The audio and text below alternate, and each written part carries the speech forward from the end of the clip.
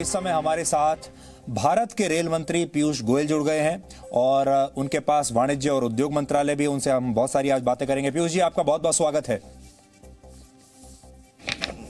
नमस्कार। पीयूष जी, इस दौरान जो कोविड-19 का ये जो दौर चला, आप लगातार खबरों में बने रहे, रेल मंत्रालय खबरों में बना रहा। सबसे पहला सवाल मैं आपसे रेल मंत्री होने के नाते ही पूछना चाहता हूं। 3 बड़ी कंट्रोवर्सीज, पहले किराए वाली कंट्रोवर्सी हुई, रेल जो हैं वो खो रही हैं यानी अपने रास्ते से भटक रही हैं, वो कंट्रोवर्सी हुई, और अब तीसरी जो कंट्रोवर्सी आजकल चल रही है वो ये कि रेल यात्रा के दौरान लोग मर रहे हैं। इनका जवाब आप कैसे देना चाहते हैं? क्या आपको लगता है ये एक प्रोपेगेंडा है या आपको ये लगता है कि इस दौरान आपने काम ठीक से नहीं किया? सुधीर जी, जहाँ तक किराए का सवाल है उसमें तो बहुत स्पष्ट है कि रेलवे ने जो खर्च किया श्रमिक स्पेशल्स चलाने में, उसका 85% तो हमने अपने ऊपर ही रखा और 15% जो राज्य सरकार है उससे लिया। हमने कोई प्रवासी मजदूर से एक बार भी टिकट के पैसे नहीं लिए। अब वो जो भेजने वाली स्टेट है वो भेजे, वो पैसे दे या रिसीविंग स्टेट दे, वो उनके आपस की बात है, उसमें रेलवे का कोई लेन देन नहीं था। लेकिन वो इसलिए रखा गया मात्र 15% खर्चे का, जिससे संतुलन रहे, प्रॉपर नियमित रूप से लोग पहुँचे, उनको लेके जाया जाए, मेडिकल टेस्ट हो भेजते हुए पहुँचते हुए, और उनका क्वारंटाइन हो, उनकी देखभाल हो। मैं समझता हूँ बहुत सोच समझ के ये किया गया था और नियंत्रण से पूरा काम।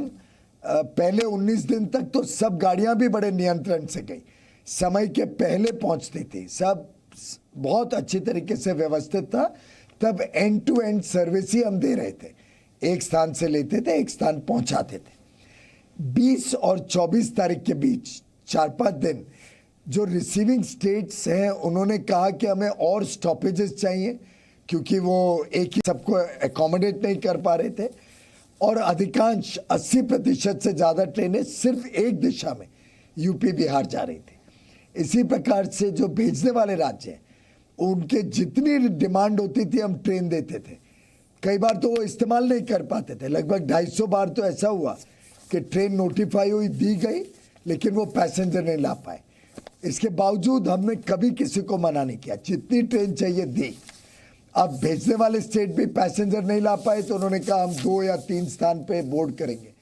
अब करते करते वो 4-5 दिन में व्यवस्था बढ़ के एवरेज 250 से अधिक ट्रेन रोज गई। उन 5 दिनों में 20 से 24 1300 ट्रेन निकली हैं, और 1300 में से लगभग 1050 या 1100 ट्रेनें सिर्फ उत्तर प्रदेश और बिहार गई। एक ही रूट पे इतनी सारी ट्रेन, साथ साथ में आपका अनाज, साथ साथ में आपका कोयला, साथ में खाद, फर्टिलाइजर, इस सबको भी पहुंचाना रोज जरूरी था।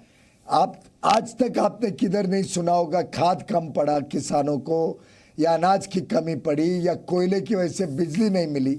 तो इन सबको सुनिश्चित करते इस छोटे पीरियड में कुछ ट्रेनों को डाइवर्ट करना पड़ा। लेकिन मैं आपको बता सकता हूं कि 4150 ट्रेनें चल चुकी हैं, लेकिन इसमें से 4080 ट्रेनें अपने निर्धारित रूट से गई हैं। ऐसा नहीं है कि कोई ट्रेन बहुत गलत रूट पे गई है। कुछ ट्रेनों को हमें अलग रूट से लेके जाना पड़ा।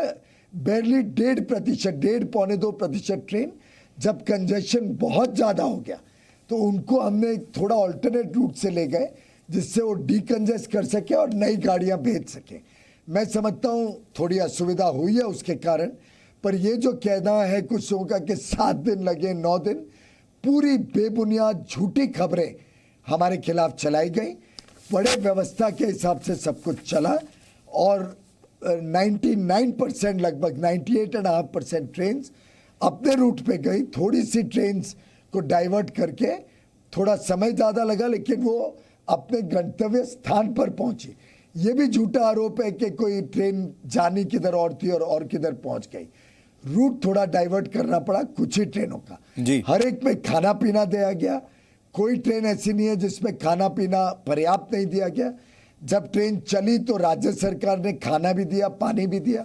रास्ते में हर 12-14 घंटे में ट्रेन में हमने रेलवे ने खाना और पानी दिया।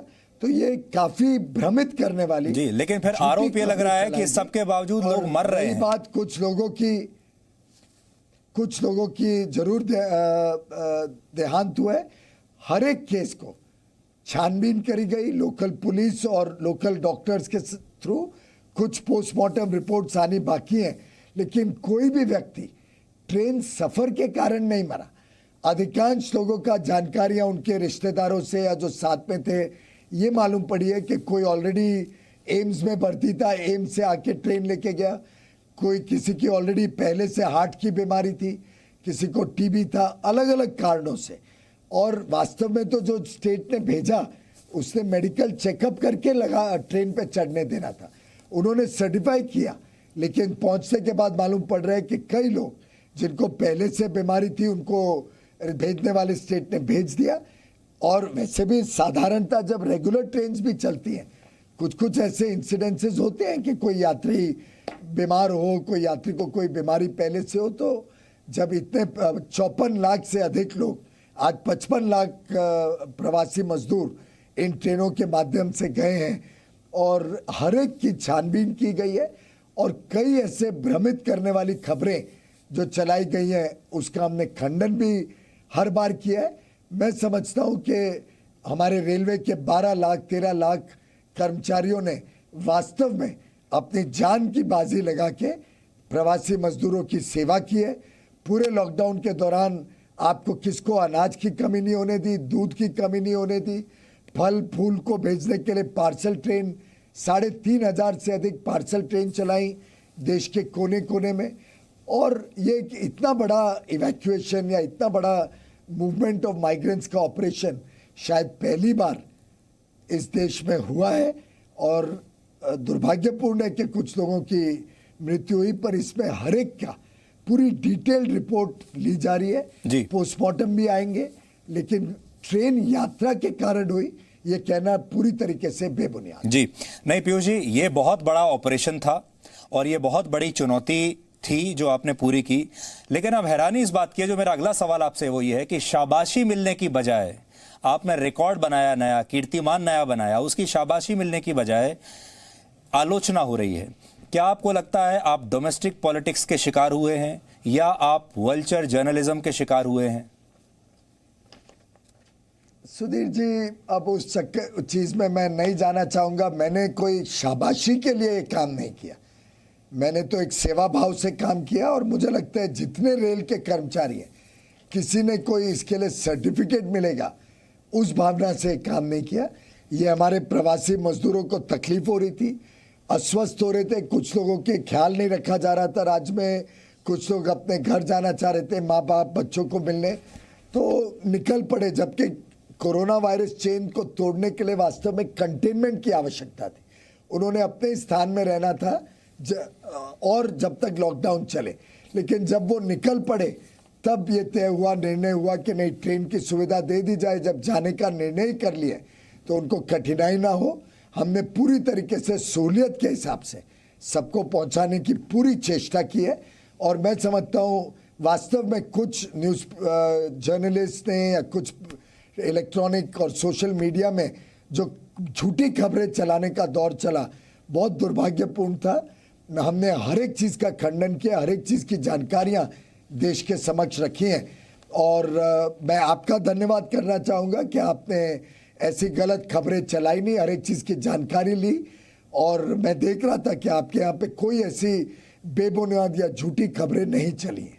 पीयूष जी, दुनिया भर में अगर हम देखें, हर देश का एक अलग मॉडल है कोविड-19 से लड़ाई करने का। There is a US model, there is a South Korean model, there is a UK model, Europe model, सब अपने अपने हिसाब से कर रहे हैं।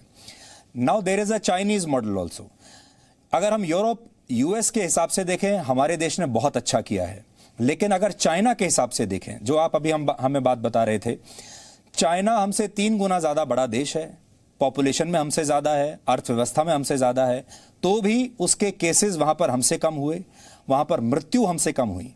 चाइना ने कैसे इसको कंटेन कर लिया और हम क्यों नहीं कर पाए? अगर हम चाइना से तुलना करें तो कैसे आप देखते हैं इसको? मैंने यूरोप की बात तो मान ली, we have done better than Europe. देखिए, जो व्यवस्थाएं भारत में हैं वो कंपेरेबल हैं यूरोप या अमेरिका के साथ। We are a democratic country, हमारे यहाँ पे रूल ऑफ लॉ है, हमारे यहाँ पे हर चीज़ के नियम कायदे कानून पब्लिक और फेडरल स्ट्रक्चर में सबकी सहमति से करने पड़ते हैं। आपने स्वयं ही कहा कि अब राज्य सरकारें केंद्र सरकार के दिए हुए नियम का पालन नहीं कर रही है। तो मैं समझता हूँ एक भारत की जिस प्रकार की व्यवस्थाएं हैं, हमारा रूल ऑफ लॉ है, हमारा डेमोक्रेटिक सिस्टम है, of which we are all very proud, उसके हिसाब से देखें तो हमने जो कंपेरेबल इकोनॉमीज हैं उससे मच बेटर किया है। जी, अगला सवाल मेरा है आत्मनिर्भर भारत पर। प्रधानमंत्री ने ये नारा दिया है, आपको ऐसा लगता है कि हम अभी स्थिति में हैं कि सबके बावजूद हम आत्मनिर्भर हो सकें? इस सब के बीच में जब लोग कह रहे हैं कि हम we should boycott Chinese products and we should boycott whatever we are getting from outside. ऐसा है कि मेरा पक्का विश्वास है 100% कि माननीय प्रधानमंत्री जी ने जो आह्वान दिया है एक आत्मनिर्भर भारत बनाने का, उसमें हम खरे उतरेंगे, सफल होंगे। लेकिन प्रधानमंत्री जी की कल्पना को कोई डिस्टॉर्ट ना करे। कोई उनकी कल्पना ऐसी नहीं है कि भारत अपने दरवाजे बंद कर देगा विश्व के अर्थव्यवस्थाओं के साथ। मुझे लगता है प्रधानमंत्री की जो कल्पना है वो है एक बड़ा मजबूत भारत, सशक्त भारत, आत्मनिर्भर भारत, जिसमें लोगों का आत्मविश्वास हो, अच्छी गुणवत्ता वाला चीज़ें भारत में बने, बड़े स्केल पे बने। भारत के 130 करोड़ लोगों की ज़रूरतें जहाँ भी हमारे पास क्षमता है वो क्षमता के हिसाब से भारत में बने, भारत उसका इस्तेमाल कर सके, जो सरप्लस प्रोडक्शन है वो हम निर्यात कर सकें। लेकिन कोई ऐसा नहीं है कि हमने अपने रास्ते बंद कर दिए दुनिया के साथ एंगेजमेंट के। जहाँ पे कोई ज़रूरत लगेगी, कोई चीज़ बाहर से अच्छी आती हो, सस्ती आती हो, जिसमें हमें लगता है कि इसमें क्वांटिटी कम है या भारत में कंपेटिटिव उसका उत्पादन नहीं हो सकता है, तो उसको अगर इंपोर्ट करना पड़े उसमें कोई तकलीफ नहीं है। कोई किसी कंट्री को बॉयकॉट करने की ना कल्पना है, ना मुझे लगता है भारत सरकार उस प्रकार के कायदे नियम कानून में विश्वास करती है। हम एक ग्लोबल एंगेजमेंट के साथ भारत की क्षमताओं को बढ़ाना, भारत के उत्पादन और गुणवत्ता को बढ़ाना, और जो विश्व में बाकी देश हमारे जैसे सोचते हैं, जिनकी इकोनॉमीज हमारी जैसी है, rule based, transparent, open economies हैं, उनके साथ हम हमारा ट्रेड भी बढ़ाएंगे, व्यापार ज़्यादा करेंगे, हम भी उनको ज़्यादा माल एक्सपोर्ट करेंगे। और मुझे लगता है ऐसे देशों के साथ अर्थव्यवस्था को भी और बल मिलेगा जब हमारा इंपोर्ट एक्सपोर्ट दोनों और ज़्यादा बढ़ेगा। जो हाई टेक प्रोडक्ट्स आज देश में नहीं बनते, उनको शुरू में अगर इंपोर्ट करें कोई नुकसान नहीं है, आगे चल के आस्ते आस्ते उनको भारत में भी बनाएंगे। पर भारत की जो क्षमता है वो विश्व तक पहुँचे, इसमें हम और ज़्यादा मेहनत कर रहे हैं। हमने कई सारी एंगेजमेंट्स की है अलग अलग क्षेत्रों के साथ, इंडस्ट्रीज़ के साथ, एमएसएमई सेक्टर के साथ, एक्सपोर्ट प्रमोशन काउंसिल्स के साथ, और आइडेंटिफाई किया है कौन कौन से ऐसी चीज़ें हैं जिसमें भारत उभर सकता है एक विश्व शक्ति के रूप में। मेरा अगला सवाल ये था कि आप वाणिज्य मंत्री हैं, हमने अपने जो पड़ोसी देशों से जो इन्वेस्टमेंट है उसको लेकर जो अपने नियम हैं उनमें कुछ बदलाव किया है। बहुत देशों में ऐसा लग रहा था कि हॉस्टाइल टेक ओवर्स हो सकते हैं, कुछ देश फ़ायदा उठा सकते हैं, जिनमें चीन भी शामिल है कि वो हॉस्टाइल टेक ओवर्स कर सकते हैं ऐसे समय में।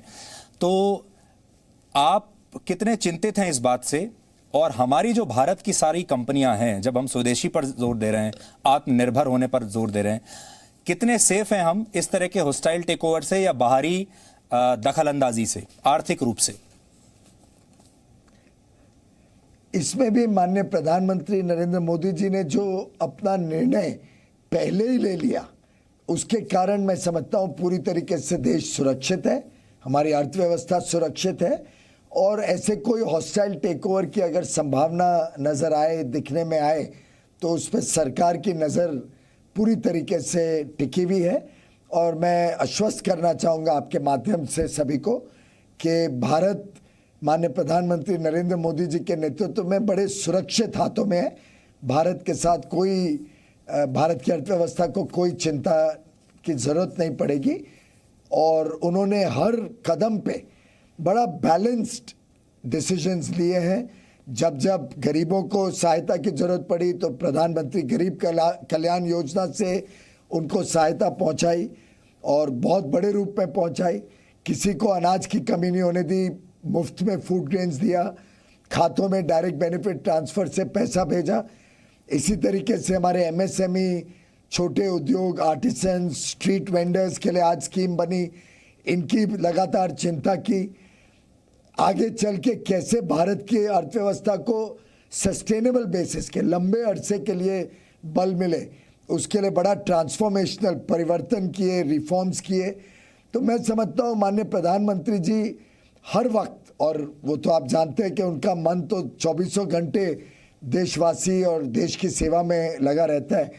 वो कैसे सोचते रहते हैं कि मैं कैसे आगे भारत को और मजबूत बनाऊं और हर देशवासी को कैसे आगे भविष्य में एक उज्जवल भविष्य दे सकूं, उसमें उनकी लगातार चिंता रहती है। अर्थव्यवस्था को भी वो बहुत गहराई से देखते रहते हैं और उस पर समय समय पे परिवर्तन करते रहते हैं जिस नियमों का, जिससे चीज़ें नियंत्रण में रहें। जी पीयूष जी, जैसा आपने अभी प्रधानमंत्री के बारे में बताया, आप भी you are one of the most hard working cabinet ministers we have. मैं खुद आपको देखता रहता हूँ, आप 16-17 घंटे दिन में काम करते हैं, रात में 2-3 बजे तक कई बार मैंने आपको दफ्तर में भी देखा है।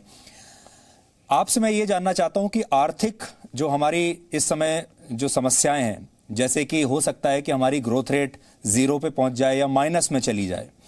दूसरी समस्या यह है कि कोविड-19 हमारे जीवन को, हमारे जीवन शैली को इसने हमेशा के लिए या जब तक वैक्सीन नहीं है बदल दिया है। आप फ्यूचर ऑफ ट्रांसपोर्ट क्या देखते हैं इसके बाद? एक तो जो आर्थिक समस्याएं उसको देखते हुए, जैसे देखिए इससे पहले हम लोग बहुत एम्बिशियस थे, हम बुलेट ट्रेन्स प्लान कर रहे थे, हमारी बड़ी बड़ी योजनाएं थी। उन योजनाओं को कितना अभी सेटबैक लगा होगा, और आगे जो जैसे रेलवेज है, फ्यूचर ऑफ रेलवेज या फ्यूचर ऑफ ट्रांसपोर्टेशन भारत जैसे देश में क्या दिखता है आपको, ये सोशल डिस्टेंसिंग को देखते हुए, आर्थिक दृष्टि से? सुधीर जी, जहाँ तक आर्थिक स्थिति है, स्वाभाविक रूप से पूरे विश्व में इस महामारी ने ग्लोबल ट्रेड को अफेक्ट किया है। सभी अर्थव्यवस्थाओं को अलग अलग रूप में इसका प्रभाव पड़ा है और भारत में भी इसके प्रभाव इन द शॉर्ट रन तो पड़ेगा ही, उसमें कोई दो राय नहीं हो सकती है। लेकिन चूंकि भारत ने एक बहुत बड़ा पैकेज, आखिर 20 लाख करोड़ का आत्मनिर्भर भारत का पैकेज कोई छोटी बात नहीं है। जिस प्रकार के ट्रांसफॉर्मेशनल रिफॉर्म इनिशिएटिव्स लिए जा रहे हैं वो कोई छोटी बात नहीं है। आगे चल के जिस प्रकार का निवेश भारत में आने की संभावनाएं बढ़ती जा रही हैं, उससे भारत की इकोनॉमी को बहुत बल मिलेगा। उल्टे शायद हमारा एकमात्र देश होगा जिसमें कोरोना वायरस के रहते इस महामारी के लॉकडाउन के समस्या के बीचम बीच हमें न्यूज़ मिलती है कि पिछले साल भी रिकॉर्ड एफडीआई आई है और इस साल भी बड़ी बड़ी अनाउंसमेंट्स हो रही हैं अप्रैल के बाद भी। तो मैं समझता हूं कि भारत में तो लोग देख रहे हैं आगे की संभावनाएं, और 130 करोड़ लोगों की मार्केट, एक एस्पिरेशनल इंडियंस जिनके आशाएं हैं, उमंगें हैं, अपेक्षाएं हैं एक अच्छे भविष्य के लिए, बड़ा ग्रोइंग मिडिल क्लास, लोगों की आमदनियां बढ़ रही हैं, वैसे वैसे उनके और सुविधाओं के प्रति उनकी आशा अपेक्षा बढ़ती है। ऐसी परिस्थिति में विश्व के पास बहुत कम स्थान है जहां वो निवेश करके अपना व्यापार भी कर सकते हैं और सुविधाएं जनता को दे सकते हैं। ऐसी परिस्थिति में एक शॉर्ट रन की समस्या ज़रूर रहेगी, पर हमारा हौसला भी बुलंद है और हमारे आगे की प्लान्स बड़े बोल्ड हैं। मैं वीर सावरकर ने कई भी बात आपको बताने चाहूँगा। वीर सावरकर जी ने एक बात कही थी कि when you are in a crisis you must plan calmly but you must act boldly. समस्या के समय जो आप योजना बनाते हैं, बड़े धैर्य के साथ सोच समझ के शांति से योजना बनाइए, लेकिन उसका कार्यान्वयन बड़े हिम्मत और साहस के साथ करिए। और मैं समझता हूँ आज के इस महामारी की लड़ाई में प्रधानमंत्री नरेंद्र मोदी जी ने वास्तव में यही मूल मंत्र देश के सामने रखा है। तो मैं समझता हूँ ट्रांसपोर्ट सेक्टर भी जैसे जैसे महामारी से हम निपटेंगे, जैसे जैसे क्योर आएगा, वैक्सीन आएगा, फिर बाउंस बैक करेगा और भारत में तो और तेज गति से बाउंस बैक करेगा। ऐसा बाउंस बैक करेगा कि जो पहले भारतीय रेल अगर 1 गुना काम करता था तो आज से 10 साल बाद हम उसका दुगना और 15-16 साल बाद उसका तिगना काम करेंगे। इतना भारतीय रेल की आगे की प्लान्स है। 50 लाख करोड़ का निवेश भारतीय रेल अकेले में अगले 12 साल में प्लान किया जा रहा है। Dedicated freight corridors, high speed train, semi high speed passenger corridors, railway stations का रिकंस्ट्रक्शन और रीडेवलपमेंट, इसी प्रकार से जो स्पीड है ट्रेन्स की उसको बढ़ाना, टाइम टेबल फ्रेट ट्रेन्स चलाना, पार्सल सर्विस देना। आपको पता ही होगा कि पिछले पूरे साल में 0 पैसेंजर्स की क्षति हुई, एक भी पैसेंजर की मृत्यु नहीं हुई रेलवे एक्सीडेंट के कारण 19-20 वर्ष में। अब ये सफलता माननीय प्रधानमंत्री जी ने जो 6 वर्ष तक लगातार रेल सेफ्टी पे फोकस किया, 1 लाख करोड़ रुपए का रेल सेफ्टी फंड बनाया, उसका परिणाम है कि एक वर्ष में पूरे 1920 में एक भी पैसेंजर की मृत्यु नहीं हुई एक्सीडेंट के कारण। हम आगे चल के ऑटोमेटिक सिग्नलिंग वगैरह करके इसको और सुधार कैसे करना जी, रेलवे व्यवस्थाओं को, अच्छे कोचेस डिजाइन करके पैसेंजर की यात्रा को सुगम बनाना, ऐसे अन्य प्लान्स लेके आगे काम कर रहे हैं। पीयूष जी, हमसे बात करने के लिए आपका बहुत बहुत शुक्रिया। We wish you all the best. आपने बहुत अच्छा काम किया है, आगे भी आप अपना काम जारी रखिएगा। बहुत बहुत शुभकामनाएं और अपना ध्यान रखिएगा। बहुत बहुत धन्यवाद सुधीर जी, और आपको, आपके परिवार को और आपके सभी कलीग्स को और उनके परिवारों को, सभी आपके व्यूअर्स को मेरी तरफ से बहुत बहुत शुभकामनाएं, शुभेच्छा। सब स्वस्थ रहें, ऐसी मैं भगवान से प्रार्थना करता हूँ। बहुत बहुत धन्यवाद। Thank you so much sir. Thank you. No signal, no worry. Presenting Z News app with live TV, latest updates and expert opinion. Available on Google Play and App Store. Download it now.